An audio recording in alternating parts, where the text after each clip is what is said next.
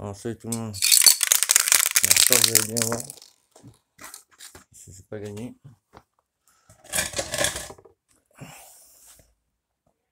Alors, je prends cette pièce en fait, en dessous je le fais pas, hein. Je l'ai chauffé déjà, et je vais vous montrer comment moi je fais pour les peindre en fait. J'ai chauffé la pièce et tout parce que c'est pas très chaud aujourd'hui on va dire quoi. Donc je mets d'abord comme ça, non, ça va pas tenir. Ouais, je vais faire comme ça. Excusez parce qu'à une main c'est un peu tendu. Donc je mets la bombe à l'envers. Et je fais comme ça.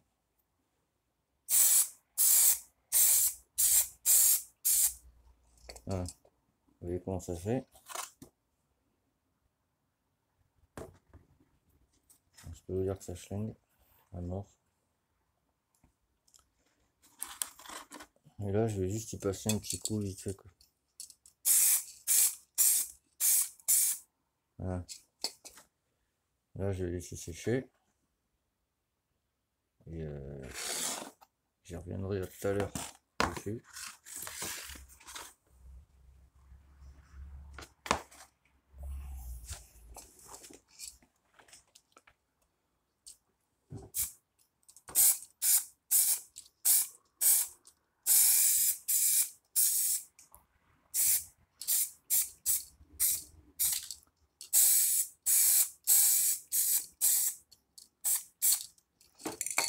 Voilà. Bon, ça va sécher assez vite après, parce que c'est de la peinture, comment dire, pas de température, donc ça sèche relativement vite.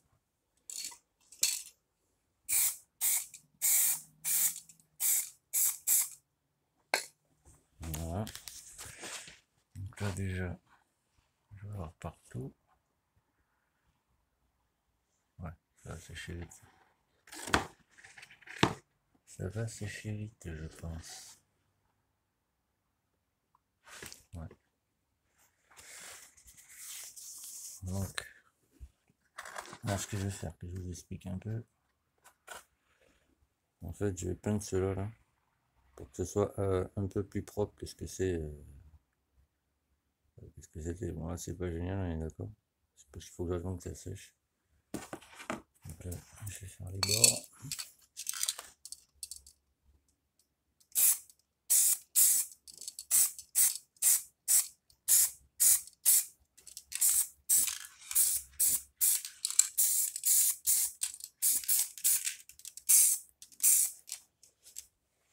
On passe un coup.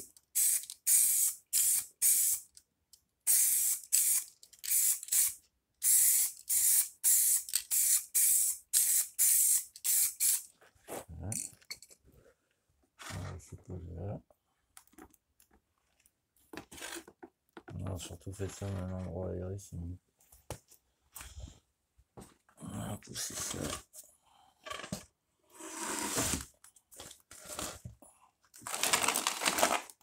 On va essayer de le mettre par là-bas.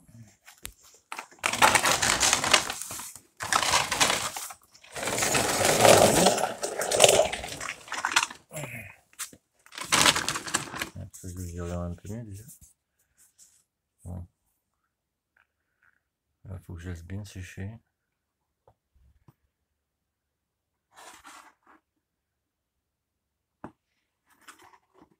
Et ça devrait le faire normalement. Bon, là, il y a un truc qui s'est coulé, donc c'est pas trop grave. Et ça, c'est les carénages qui vont sur le côté, quoi.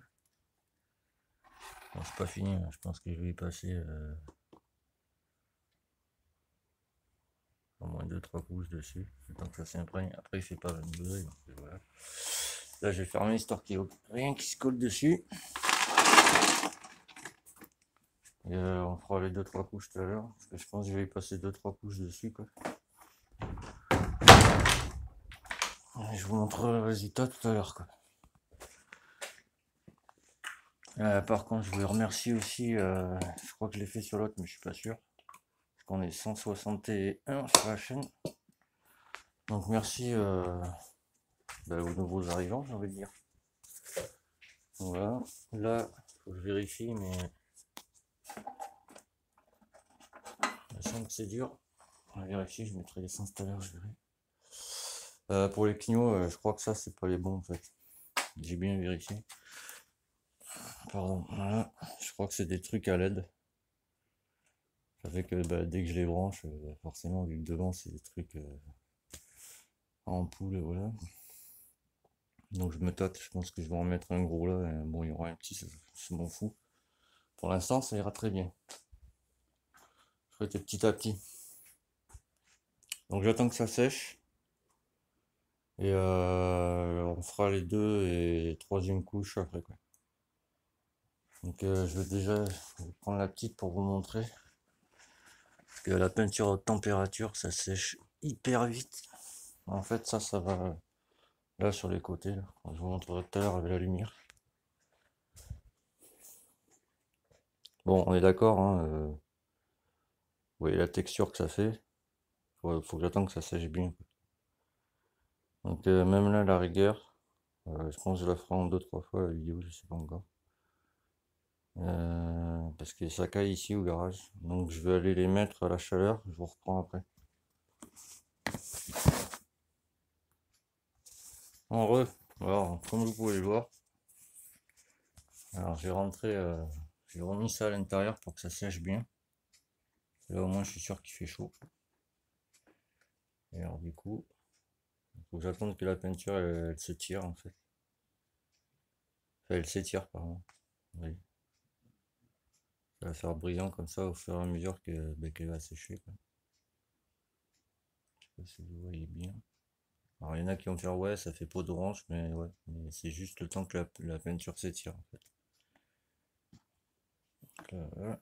Vous voyez, tout ça en fait quand la peinture va sécher elle va s'étirer en fait et toutes les aspérités vont partir. Bon forcément il faut 3 couches de peinture donc voilà quoi. Donc celui-là, je vais vous montrer sur celui-là. Voyez, là, on va bien voir là-dessus. Vous voyez comment ça fait là. Et au fur et à mesure que la peinture en fait va s'étirer, toutes les aspérités en fait elles vont partir. Bon ça c'est ce que j'ai recollé donc bon voilà. Et tout ça vous voyez là ça commence à s'étirer un peu là. Ici là. Donc dès que la peinture va s'étirer bien, toutes les traces en fait elles vont partir. Vous voyez là ça commence à s'étirer un peu. Bon il reste des traces, c'est du plastoc. Hein. Mais ça devrait le faire. Donc voilà. Donc là je vais y passer. Voyez là, ici on voit bien, ça commence à s'étirer un peu là. Je vais le mettre à la lumière pour que vous voyez.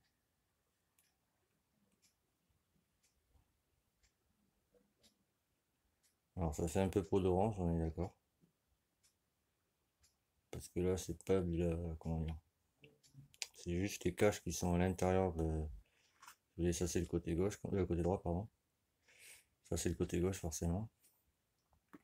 C'est ce qu'il y a à l'intérieur de la tête de phare, quoi. C'est pour protéger les côtés, quoi. Vous voyez la peinture elle commence à s'étirer un peu là, ici, là. Donc là, je vais attendre 20 bonnes minutes. Parce que ouais, ça commence à sécher déjà. Ouais. Donc je fais une petite pause et d'ici 20 minutes je repasse une couche. Très important, faut toujours quand vous exposez vos pièces. Bon, normalement quand il faut peindre, il faut qu'il y ait au moins 20 degrés dans la pièce où vous peignez. Quoi. Et là je vais pas peindre à l'intérieur, donc voilà. Donc il faut absolument qu'il fasse ouais, on dit entre 15 et 20 degrés, mais 18 degrés dans la pièce où vous peignez, quoi. Mais que ce soit bien ventilé surtout. Donc si comme moi vous n'avez pas de cabine, c'est simple. Sèche-cheveux ou séchez votre bombe. Posez sur le carton, comme ça empêche qu'elle prenne le froid. Vous chauffez vos pièces. Vous allez passer une première couche vite fait sur vos pièces. Vous les ramenez dans une pièce chauffée, comme ça la peinture s'imprègne bien. Et vous faites ça à chaque fois. Et après, vu que là-dedans, il y a déjà un durcisseur, machin, je passerai pas de vernis. De toute façon, c'est une bombe haute température, donc voilà. Allez, ça commence à s'étirer. On voit mieux. Je sais pas si vous voyez aussi bien que moi.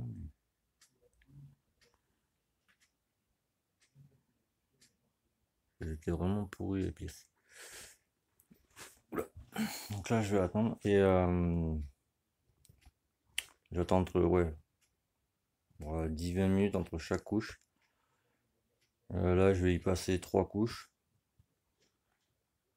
Et à la 3e couche, je vais laisser sécher une bonne semaine.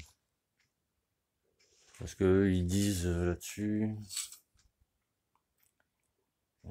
que je dise pas de bêtises.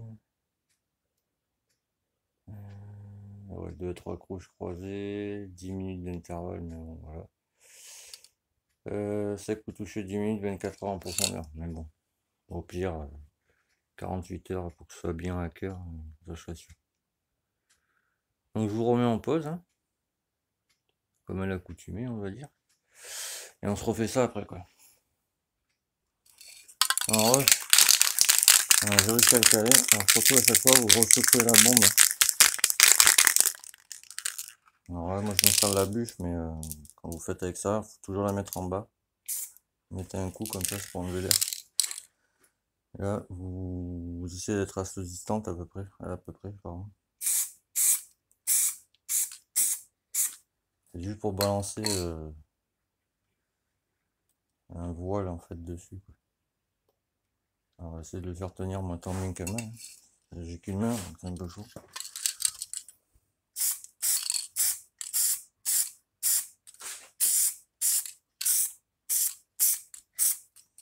Ouais, je vais faire comme ça, ça va être très moche.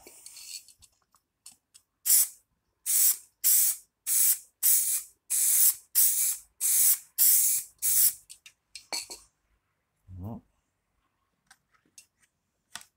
Bien que ça tienne comme ça m'arrangerait.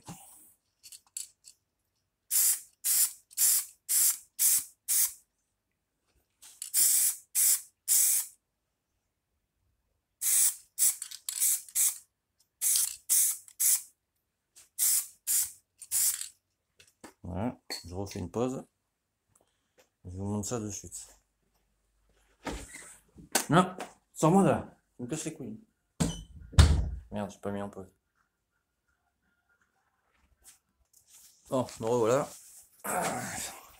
Alors, 2e couche passée, pareil. Là, je vais attendre 20 minutes. Alors, certes, ça fait ça, on est d'accord. Attendez, je vais vous montrer là. Je vais essayer de pas trop la toucher quand même. Alors, vous voyez ce que ça fait là. Et ça, c'est pas grave, ça va s'étirer comme il faut. Donc ça, je vais le laisser. Là, par contre, je vais le laisser plus longtemps. Ouais, bon, ça sera plus propre que ce que c'était. Mais... je verrai après quand ça va bien sécher pour voir comment ça va faire.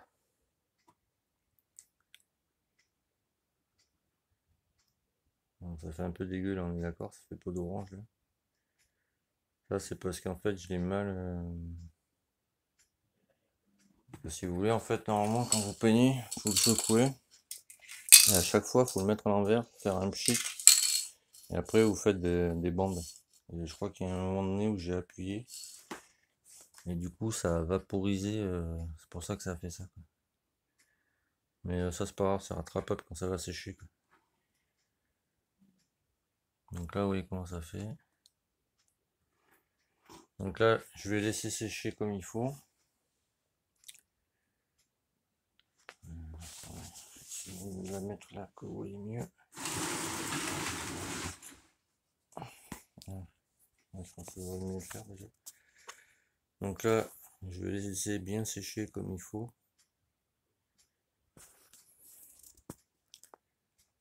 J'essaie de vous montrer mieux. Ah, vous voyez là, ça faut que je le rattrape. La 3e couche, je vais le rattraper.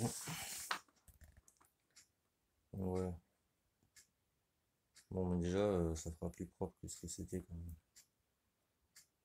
Donc là, ça là par contre, je vais le laisser, je pense que je dois le prendre 2 fois. Parce que là, je vais le laisser une bonne demi-heure pour que ça rentre bien dedans et qu'elle s'étire bien. Ça pareil, je vais le laisser, parce que là, vous voyez, elle a déjà refroidi, donc je pense que ça vient de là aussi, quoi. Normalement, elle doit être tiède la bombe. Donc là, ça, je vais le laisser là. Ça y est, le chauffage qui est là en fait. Pardon, qui est là. Donc du coup, je vais bien le laisser sécher. Je vais bien laisser passer. On va essayer de le mettre comme ça, on appuie là. Ça va bien sécher.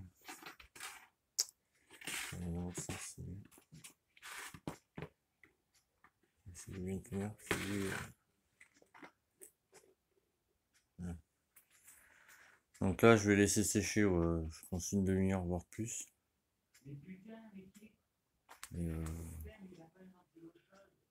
je vous montrerai, je vais passer sûrement encore peut-être une couche ou deux, je verrai. Et ouais, non, remarque, je vais laisser à plat plutôt. Ça la chaleur vient là, ça va sécher plus vite. Donc voilà. Une fois que ça finit, je vous montrerai. Donc là, je pense passer encore une, deux couches. Et puis voilà. Et alors là, ce qu'il me reste à faire sur la moto, du coup, ouais, je vais mettre les gros clignots que j'ai à l'avant. Moi, je vais les mettre pareil d'origine à l'arrière. Parce que là, je la remets en origine. Donc ça, il me reste à faire.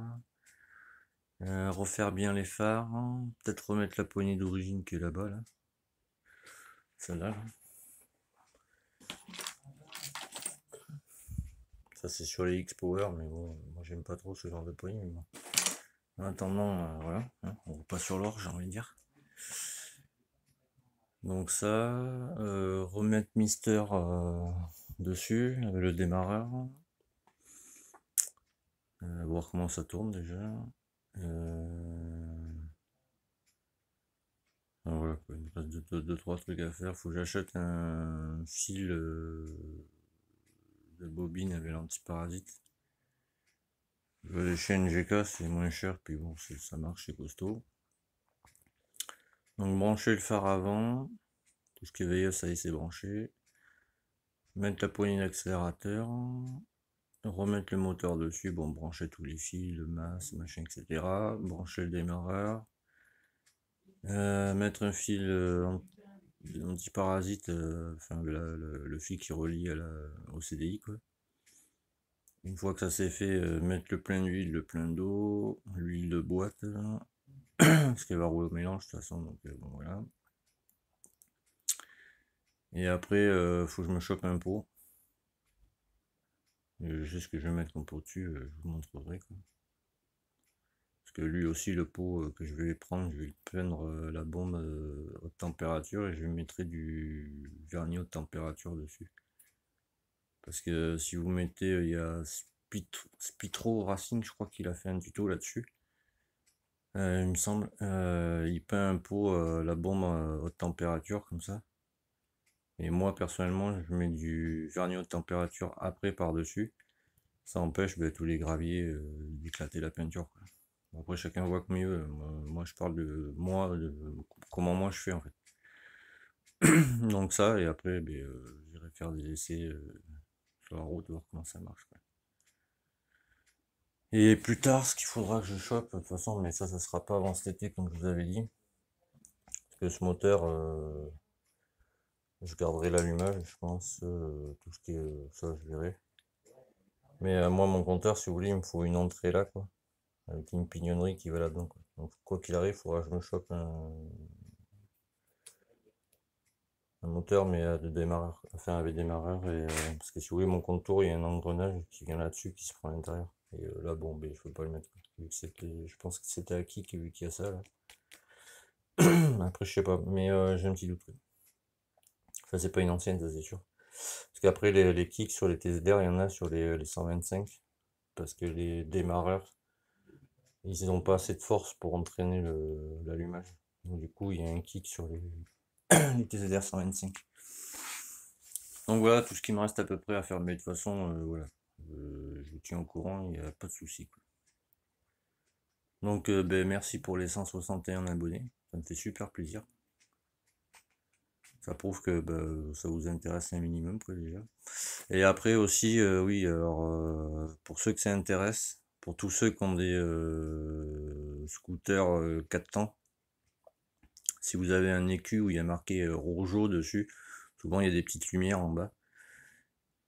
Si vous achetez par exemple le fil, il est sur MotorKit, c'est un câble qui vaut 45 €, c'est pour le brancher sur l'écu. En fait, vous avez votre écu carré comme ça. Là, il y a marqué Rojo, pardon, avec toutes les petites lumières. Là, vous avez un petit capuchon en caoutchouc sur la face avant, quoi. Et vous l'enlevez, d'ailleurs, vous avez une prise.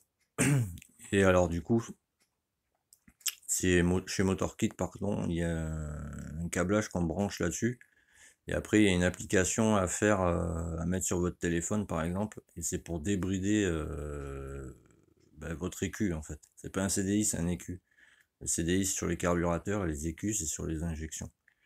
Bon, bref. Et moi, j'ai l'application traduite en français. Donc, vous me contactez par mail, hein, ou sur Facebook à Yannick Camiad. Et comme ça, vous me filez votre mail et moi, je vous enverrai toute l'application en français, quoi. Puis ça sera gratuit, comme ça vous aidera pas mal. Parce que j'en ai vu plein qui galèrent avec ça, parce qu'en fait, il y en a plein, en fait, ils chargent l'appli sur leur téléphone, ils branchent le cordon. Après, ça marche, le cordon, il marche via Bluetooth, en fait, avec votre téléphone. Et la plupart des gars, ce qu'ils font, en fait, c'est que ils branchent l'appli, ils branchent l'appareil, si vous voulez, quoi. Ils mettent l'appli, machin, ils font la relation via Bluetooth, pardon.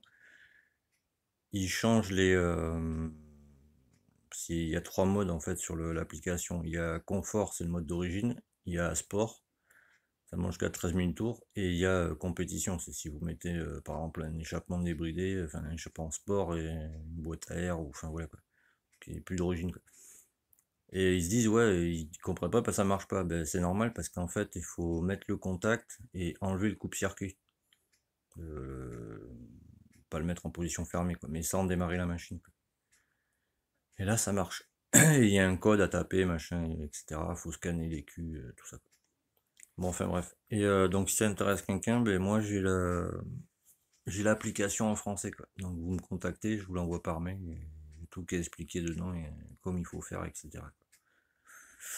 Donc voilà, tous ceux qui ont des SkyTeam DAX, des Pitio, enfin tout scooter 4 temps, du moment que c'est injection, voilà, vous me contactez et voilà, vous passez chez moi comme vous voulez, comme ça vous arrange. Et je vous enverrai l'application en français, quoi. Bon, bien sur ce, les amis, tous, et à très très vite. Ouais, tous les gars.